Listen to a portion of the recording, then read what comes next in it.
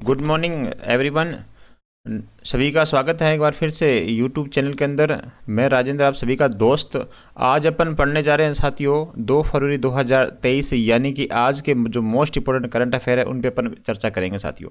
आज अपन क्या चर्चा करने वाले हैं, प्रदेश में गणेश्वर मेले का जो आयोजन है उस पर अपन विस्तार से चर्चा करेंगे। कोटा जिला प्रशासन ने कोचिंग विद्यार्थियों के लिए एक वेबसाइट लॉन्च करी है साथियों, उस पर विस्तार से चर्चा करेंगे। राजस्थान विधानसभा में विशेषाधिकार हनन प्रस्ताव पेश किया गया है, उसके बारे में भी विस्तार से चर्चा करेंगे साथियों। अंत में 2022 के जो करंट अफेयर है उन पे भी साथियों अपन चर्चा करते हैं। तो क्लास की शुरुआत करते हैं कल के करंट रिवीजन से साथियों। कल हमने क्या पढ़ा था तो उनका भी साथ साथ में रिवीजन कर लेते हैं साथियों। इससे पहले सभी से गुजारिश रहेगी, जो भी साथी हमारे चैनल से जुड़े हैं चैनल को सब्सक्राइब, वीडियो को लाइक और वीडियो को शेयर भी कर दीजिएगा साथियों। राजस्थान में 10,000 मेगावाट क्षमता के सौर ऊर्जा पार्क स्थापित होंगे, जिसके लिए राजस्थान अक्षय ऊर्जा निगम और भारत सरकार की मिनी रत्न एक श्रेणी कंपनी है THDC लिमिटेड के बीच MOU है। THD व REC की हिस्सेदारी कितने प्रतिशत है साथियों? ये है 74 और 26% है। ये क्वेश्चन भी आपके लिए एग्जाम की इंपॉर्टेंट बनता है। आगे देखिए कल क्या बड़ा था, कौन से राज्य में साइबर सुरक्षा को मजबूत करने के लिए centre for cyber security counter terrorism and anti emergency स्थापित की जाएगी, जिसके लिए मुख्यमंत्री ने 18.4 करोड़ रुपए के प्रस्ताव को स्वीकृति दी है। वो है साथियों राजस्थान। राज्य सरकार ने राज्य के अधिकारियों और कर्मचारियों को अब अवकाश के लिए ऑनलाइन आवेदन करने के लिए कौन सा सॉफ्टवेयर लॉन्च किया है? तो रामकाज सॉफ्टवेयर लॉन्च किया इन्होंने, ध्यान रखिएगा। आगे देखिए कौन से राज्य में यातायात प्रबंधन में सुधार के लिए इंटीग्रेटेड ट्रैफिक मैनेजमेंट सिस्टम लागू किया गया है, जिसके लिए 100.99 करोड़ रुपए की वित्तीय मंजूरी दी गई है। ये है प्रदेश आपका राजस्थान साथियों। गौशाला में बड़े गौवंश छोटे गौवंश के लिए सहायता राशि की दर को कितना बढ़ाकर कर दिया गया है? तो 40 और 20 कर दिया गया। बड़े के लिए 40 और छोटे के लिए 20 रुपये अंशदान किया गया है। राजस्थान के किस मंत्री को वीमेन इकोनॉमिक फोरम की ओर से लीडर ऑफ डेकेड सम्मान दिया जाएगा? तो अशोक चांदना साथियों। प्रदेश में खान सुरक्षा अभियान कब से कब चलाया जा रहा है? तो 23 जनवरी से 22 फरवरी, एक माह चलता है, ध्यान रखिएगा खान सुरक्षा अभियान। विश्व की सबसे छोटी पगड़ी बांधने के लिए इन्फ्लुएंसर वर्ल्ड ऑफ रिकॉर्ड का अवार्ड किसे दिया गया? तो कृष्ण पुरोहित को दिया गया है। ये भी क्वेश्चन आपका इंपॉर्टेंट बनता है साथियों। तो आज के करंट अफेयर की अपन शुरुआत करते हैं पहले क्वेश्चन से। देखिएगा पहला क्वेश्चन क्या कह रहा है, हाल ही में राज्य किस जिला प्रशासन ने नवाचार करते हुए कोचिंग विद्यार्थियों की समस्याओं के समाधान के लिए एक वेबसाइट लॉन्च करी है साथियों? ये क्वेश्चन आपके लिए इंपॉर्टेंट बनता है। एक वेबसाइट लॉन्च करी है, किस जिले प्रशासन ने किया है? तो ये कोटा जिला प्रशासन ने किया साथियों। क्या किया है? एक वेबसाइट बता देता हूँ, वेबसाइट www। अब देखिएगा स्टूडेंट, हाँ जी, स्टूडेंट ई कंप्लेंट साथियों, e-complaint.in साथियों। ये एक वेबसाइट लॉन्च करी गई है। अब ये करी किसके गई है? कोटा के जो जिला कलेक्टर हैं साथियों, कोटा के जो जिला कलेक्टर हैं OP बुनकर के द्वारा यह पहल करी गई है साथियों।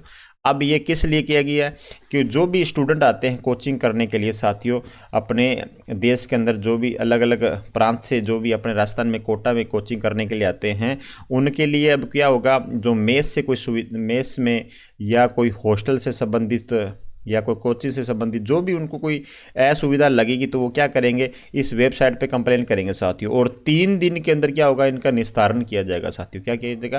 3 दिन में क्या हो जाएगा, इनका निस्तारण किया जाएगा। इस वेबसाइट से किस किस को जोड़ा गया है? तो पुलिस प्रशासन को भी इस वेबसाइट से जोड़ा गया है, ध्यान रखिएगा। और इसके अलावा बात कर लेता हूँ आपके सामने में, परिवहन विभाग को भी इसमें जोड़ा गया है। जो भी विद्यार्थी साथियों, कोई भी प्रकार से कोटा में रहने वाले विद्यार्थी को कोई भी असुविधा ना हो, इसलिए ये वेबसाइट लॉन्च करी है साथियों, ये ध्यान रखिएगा। आगे बढ़ रहे हैं, नेक्स्ट क्वेश्चन देखिएगा। भारतीय शिक्षा विभाग द्वारा जारी all India survey of higher education किस वर्ष 2020-21 रिपोर्ट के अनुसार देश में सबसे ज़्यादा विश्वविद्यालय किस राज्य में है? विश्वविद्यालय की बात कर रहे हैं यहाँ पे, तो सर्वाधिक जो विश्वविद्यालय है साथियों अपन बात करते हैं। देखिएगा यहाँ पे साथियों हायर एजुकेशन की बात हो रही है, मतलब 12वीं के बाद भी जो भी स्टूडेंट है वो विश्वविद्यालय में जाता है साथियों, है ना। तो यूनिवर्सिटी से अंदर जाता है पढ़ाई करने के लिए। अपन यहाँ बात कर रहे हैं साथियों भारत में जो यूनिवर्सिटी है, भारत में टोटल यूनिवर्सिटी है कितने साथियों, विश्वविद्यालय है कितने भारत के अंदर? तो क्या ध्यान रखिएगा, 1113 विश्वविद्यालय हैं पूरे भारत के अंदर। अब बात आ जाती है साथियों ग्रामीण कितने हैं? तो ग्रामीण में आप ध्यान रखिएगा, ग्रामीण जो है साथियों वो 43% है, और शहरी जो हो जाएंगे वो साथियों 57% हो जाएंगे, जितनी भारत के अंदर विश्वविद्यालय है। अब यहाँ पे अपन बात करते हैं राजस्थान की क्या है स्थिति है साथियों। अब राजस्थान की मैं यहाँ पे बात कर लेता हूँ। तो राजस्थान में देखिएगा साथियों, देखिएगा राजस्थान की जो स्थिति है ना साथियों, उसकी अपन बात कर रहे हैं 2016 और 17 की बात करें तो 2016-17 में रिपोर्ट आई थी, उसमें देखिएगा 78 यूनिवर्सिटी थी राजस्थान में केवल, ठीक है ना, पूरे भारत की। और 2020 और 21 की अपन यहाँ बात हो रही है तो 92 यूनिवर्सिटी के साथ साथियों प्रथम स्थान पे हैं, हम ध्यान रखिएगा, ठीक है ना। हमें प्रथम रहने की आदत सी हो गई है, तो हमारा जो राजस्थान है साथियों यूनिवर्सिटी के मामले में या विश्वविद्यालय के मामले में अभी प्रथम स्थान पे है, ये भी आप ध्यान में रखिएगा। नेक्स्ट क्वेश्चन देखिएगा साथियों, राज्य सरकार द्वारा किस जिले में 63 नए खेल स्टेडियम बनाने का निर्णय किया गया। 63 नए खेल स्टेडियम बनेंगे साथियों, कहाँ बनेंगे, ये चित्तौड़गढ़ के अंदर बनेंगे साथियों, कहाँ बनेंगे, चित्तौड़गढ़ के अंदर बनेंगे। अब मैं खेल स्टेडियम की बात कर लेता हूँ, तो अभी फिलहाल करंट रिसेंटली एक क्वेश्चन था साथियों, 32 साल के बाद में एक रणजी क्रिकेट खेला गया था, कौन सा स्टेडियम हो जाएगा, हाँ जी ध्यान रखिएगा, ये रणजी मैच खेला गया था राजस्थान और छत्तीसगढ़ के मध्य साथियों, छत्तीसगढ़ के मध्य, तो ये बरकतुल्ला स्टेडियम था साथियों, कौन था, हाँ जी बरकतुल्ला स्टेडियम था, जोधपुर वाला साथियों, यहाँ ये भी आप ध्यान रखिएगा। और राजस्थान में एक चौक के अंदर बन रहा है जयपुर के अंदर, वो भी आप ध्यान रखिएगा। इसके अलावा SMS स्टेडियम है, वो भी आप ध्यान रखिएगा इसके, ठीक है ना। अब बात कर लेते हैं साथियों, चित्तौड़गढ़ की बात कर लेते हैं। देखिएगा चित्तौड़गढ़ की बात चल रही है तो शुभंकर तो सबसे पहले आ ही जाता है, शुभंकर तो आपके रीट के अंदर तो ये है सभी के अंदर, चौसिंगा है साथियों, ध्यान रखिएगा। शुभंकर क्या है यहाँ पे, चौसिंगा शुभंकर हो जाएगा। और परिवहन कोड है यहाँ पे साथियों RJ09 है, क्या है, RJ09 है। सीमट नगरी भी अपने चित्तौड़ को कहते हैं, सीमट नगरी कहते कि नहीं कहते बताओ, हाँ जी। मातरकुंडिया बांध भी यहाँ पर है, मातरकुंडिया है ना, मातरकुंडिया बांध भी है। तो ऐसे करके बहुत सारी बातें बन जाती है, जैसे और बातें लिख देता हूँ, गोसुंडी शिलालेख भी यहीं से मिला था। तो बहुत सारी बातें अपने चित्तौड़गढ़ से होती है, तो ये बात ध्यान रखिएगा। 63 नए खेल स्टेडियम बनने का निर्णय लिया गया है, तो ये चित्तौड़गढ़ के अंदर बनेंगे साथियों, कहाँ बनेंगे, चित्तौड़गढ़, ध्यान रखिएगा। आगे देखिएगा, हाल ही में रणथंभौर नेशनल पार्क की सीमा से सटे ग्राम टोडरा में सर्दी के कारण बाघिन तथा उसके शावक की मौत हो गई है। तो ये क्वेश्चन भी आपका एग्जाम की दृष्टि से बहुत ज़्यादा इंपॉर्टेंट बनता है। अभी देखिएगा अपन बात कर रहे हैं यहाँ पे किसकी मृत्यु हुई है, तो बाघिन T114 की मृत्यु हुई साथियों, इसके साथ में एक शावक की भी मृत्यु हुई है साथियों, ठीक है ना। ये कहना जा रहा है कि ये सर्दी के कारण हुई है साथियों, किसके कारण हुई है, ये सर्दी के कारण ये हुई है मृत्यु, ये भी आप ध्यान में रखिएगा। इससे पहले की बात कर लेता हूँ मैं आपके सामने। देखिएगा साथियों, अभी जो फिलहाल 114 की मृत्यु हुई है, इससे पहले अपन बात कर लेते हैं साथियों, तो वो था साथियों आपका 57, जो बाघ T57 था उसकी भी मृत्यु यहीं होती, बाघ जो T था साथियों टाइगर है ना, उसकी भी यहाँ पे मृत्यु हुई थी, ये भी आप ध्यान रखिएगा। अभी 114 की हुई, इससे पहले 57 जो नंबर था उसकी हुई थी। अपन बाघ बात कर लेते हैं, बाघ है कितने टोटल, तो बाघ हैं 77 साथियों, कितने हैं, बाघ 77 है। इसमें बाघिन कितनी है, तो बाघिन के भी आप ध्यान रखिएगा, बाघिन है 24, और बाघ कितने हैं यहाँ पे, बाघ है 24, और शावक कितने हो जाएंगे साथियों, शावक हैं आपके 28, ये भी आप ध्यान में रखिएगा। इसके अलावा अपन बात कर लेते हैं साथियों, राष्ट्रीय जो अपना रणथंभौर राष्ट्रीय नेशनल पार्क, इसकी अपन बात कर लेते हैं साथियों। अब देखिएगा अपन इसकी स्थापना की बात करें, आपके सामने स्थापना कब हुई थी रणथंभौर इसकी नेशनल पार्क की, तो 1955 के अंदर स्थापना हुई थी साथियों। इसके अंदर 1973 में पहली टाइगर परियोजना आई थी राजस्थान की, टाइगर परियोजना, ध्यान रखिएगा, ठीक है ना। और राज्य की क्या थी, ये राज्य की पहली थी, ये भी आप ध्यान रखिएगा। और 1980 में क्या किया था इसे, हाँ जी 1980 में राष्ट्रीय उद्यान का दर्जा दिया गया था, राष्ट्रीय उद्यान का दर्जा भी दिया गया था साथियों। ये सारी बातें हैं किससे, राष्ट्रीय रणथंभौर नेशनल पार्क से संबंधित है, सारी बातें ध्यान रखिएगा, ठीक है ना। आगे बढ़ रहे हैं साथियों। इसके अलावा यहाँ त्रि गणेश जी का मंदिर भी है, ध्यान रखिएगा इसके अलावा, ठीक है ना। आगे देखिएगा साथियों, राजस्थान की किस बाघ परियोजना में भारत सरकार ने भालुओं को लाने की मंजूरी दी है साथियों, भालुओं के लाने की मंजूरी दी है। क्वेश्चन बहुत ही इंपॉर्टेंट बनता है आपका यहाँ से एग्जाम की दृष्टि से। तो देखिएगा जो भालू अभी कहाँ आएंगे साथियों, ये आएंगे आपके सरिस्का जो बाघ परियोजना है साथियों, यहाँ पर ये भालू आने वाले हैं। कहाँ पे आएंगे, सरिस्का बाघ परियोजना अलवर के अंदर ये भालू अभी फिलहाल आएंगे। आपको बता दूँ जो टोटल हैं टाइगर प्रोजेक्ट हैं साथियों, टाइगर प्रोजेक्ट है कितने राजस्थान में, 4 हैं साथियों, कितने हैं, 4 हैं। ये भी आपके लिए इंपॉर्टेंट बनता है। तो है कौन कौन सा, एक तो रणथंभौर, हमने थोड़ी देर पहले चर्चा करी थी साथियों, तो रणथंभौर की अपन बात कर लेते हैं। 1973 में यहाँ टाइगर परियोजना लाई गई थी, तो ये राज्य की पहली थी। अब आगे देखिएगा रणथंभौर के अलावा सरिस्का भी हो जाएगा आपका, है ना, सरिस्का हो जाएगा 1978 के अंदर यहाँ पे टाइगर परियोजना लाई थी। और इसके अलावा देखिएगा जो आपका हो जाएगा मुकंदरा साथियों, मुकंदरा हिल्स है ना, तो ये मुकंदरा हिल्स यहाँ पे 2013 के अंदर, और अभी जो फिलहाल रिसेंटली लेके आए थे रामगढ़ विषधारी के अंदर साथियों, ये है आपकी मई 2022 के अंदर साथियों। ठीक है ना, ये भी आप साथ साथ में ध्यान रखिएगा।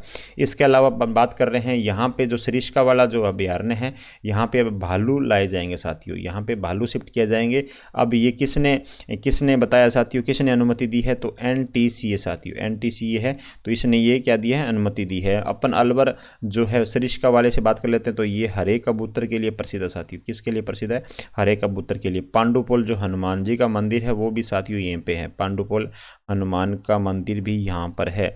और एक अभी रिसेंटली एक बता देता हूँ, केंद्र सरकार ने क्या बनाई थी, यहाँ पे 23 किलोमीटर ना एलिवेटेड रोड बनाई थी साथियों। क्या बनाई थी, एलिवेटेड रोड बनाई थी, जो अलवर से लगाकर जयपुर के बीच में जब हाईवे अपन जाते हैं तो इसके बीच से 23 किलोमीटर साथियों एलिवेटेड रोड बनेगी। ये भी आपके लिए इंपॉर्टेंट बनता है, तो सारी बातें आप ध्यान में रखिएगा। आगे नेक्स्ट क्वेश्चन देखिएगा, राजस्थान के लिए किस संस्थान द्वारा ऊंट के बालों से दरी व कंबल तैयार किए जाएंगे साथियों। ऊंट के बालों से दरी व कंबल तैयार किए जाएंगे, तो राष्ट्रीय ऊंट अनुसंधान संस्थान आपका बीकानेर साथियों, इसका राइट आंसर होगा। अब ये राष्ट्रीय जो ऊंट अनुसंधान है ये है कहाँ पर, ये साथियों जोहड़बीड़ है ना, जोहड़बीड़ स्थान पड़ता है बीकानेर में, वहाँ पर है, ये भी आप ध्यान रखिएगा। इसकी स्थापना की बात करें तो 1984 में इसकी स्थापना होती है। अनुसंधान केंद्र कब बनता है, तो अनुसंधान जो केंद्र बनता है साथियों वो बनता है आपका 1995 के अंदर, ये भी आप साथ साथ में ध्यान में रखिएगा। और अभी यहाँ पे बता दूँ, यहाँ पे जो ऊँटनी के दूध है साथियों, ऊँटनी के दूध से चॉकलेट का पेटेंट भी इन्होंने लिया साथियों, ऊँटनी के दूध से चॉकलेट बनाने का पेटेंट, चॉकलेट बनाने का पेटेंट। ठीक है ना, ये भी आप साथ साथ में ध्यान में रखिएगा। सारी बातें यहाँ पे इंपॉर्टेंट है। और केंद्रीय सूचक अनुसंधान संस्थान काजरी की बात चल रही है साथियों, यहाँ पे ये काजरी है, काजरी का जो वो अपना स्थापना की बात करें तो 1959 में इसकी स्थापना होती है। सारी बातें आप ध्यान रखिएगा। अब क्या होगा, ऊंट के जो बाल हैं उनसे दरी व कंबल भी तैयार किए जाएंगे साथियों। नेक्स्ट क्वेश्चन देखिएगा, 3 दशक बाद राजस्थान विधानसभा में विशेषाधिकार हनन प्रस्ताव पेश किया गया है। संविधान में राज्य विधायक की विशेषाधिकार का उल्लेख किस अनुच्छेद में है साथियों, तो यहाँ पे आंसर आपका होगा अनुच्छेद 194। अब पूरी बात क्या है साथियों, पूरी बात ये है कि जब आपको पता है पायलट और अशोक जी गहलोत के बीच में मतभेद थे सीएम बनने के लिए, तो 81 विधायक ऐसे थे जिन्होंने क्या दिया था, इस्तीफा दिया था। 81 विधायक ने इस्तीफा दिया था विधानसभा अध्यक्ष को साथियों। विधानसभा अध्यक्ष कौन है, विधानसभा अध्यक्ष है सीपी जोशी साहब। कौन है, सीपी जोशी साहब, ध्यान रखिएगा। तो सीपी जोशी को ये दिया था। सीपी जोशी साहब ने क्या किया, ना तो इनको क्या दिया, ना तो इनको स्वीकार किया साथियों, ना तो इनको स्वीकार किया और ना क्या किया, अस्वीकार किया, अपने जेब में डाल के बैठे रहे साथियों, कोई आंसर नहीं दिया। तब अब क्या हुआ, हाई कोर्ट में लेके चले गया। कौन लेके चला गया साथियों, हाई कोर्ट में ये मुद्दा लेके चले गए। कौन लेके चले गए थे, ये चले ले गए थे राजेंद्र राठौड़ साथियों। ये प्रतिपक्ष नेता है, ध्यान रखिए, प्रतिपक्ष उपनेता हैं ये, ध्यान रखिए, राजेंद्र राठौड़। ये चले गए हाई कोर्ट में। अब क्या है, इनके खिलाफ एक विशेषाधिकार हनन प्रस्ताव पेश किया गया है, ध्यान रखिएगा, इंपॉर्टेंट क्वेश्चन है। तो विशेषाधिकार जो हनन अधिकार अनुच्छेद आर्टिकल है वो है 194, और यदि संसद में लाया जाता है साथियों, संसद में लाया जाएगा कोई ये हनन, तो ये सेम लेके जाता है, प्रस्ताव लेके आते हैं तो 105 के अंदर लेके आएंगे और 194 में अपने विधानसभा में लेके आएंगे साथियों। दोनों का आर्टिकल आप साथ साथ में ध्यान रखिएगा। हाल ही में जनवरी माह की शिक्षा विभाग रैंकिंग में राजस्थान के कौन से जिले ने पहला स्थान प्राप्त किया है, पहला स्थान प्राप्त किया है, कौन से जिले ने प्राप्त किया है, तो ये क्वेश्चन भी आपका इंपॉर्टेंट बनता है। तो सीकर ने पहला स्थान प्राप्त किया, सीकर ने साथियों, ध्यान रखिएगा, प्रथम स्थान प्राप्त किया है। इसने कितने पॉइंट लिए हैं, तो 58.48 पॉइंट लिए हैं, ये भी आप ध्यान रखिएगा। अब जयपुर की बात करें तो जयपुर का स्थान है साथियों 8वां, कौन सा स्थान है, 8वां स्थान है, और ये प्रथम स्थान है। तो अंतिम स्थान भी आपको थोड़ा सा पता होना चाहिए साथियों, अंतिम स्थान किसने लिया है, तो अंतिम स्थान लिया साथियों टोंक ने लिया है। कितने लिया है, टोंक ने 19.32 अंक इन्होंने प्राप्त किए हैं। ये सारी बातें आप ध्यान में रखिएगा साथियों। प्रदेश में बेणेश्वर मेला का आयोजन कब से कब हो रहा है, बेणेश्वर मेले की बात चल रही है साथियों।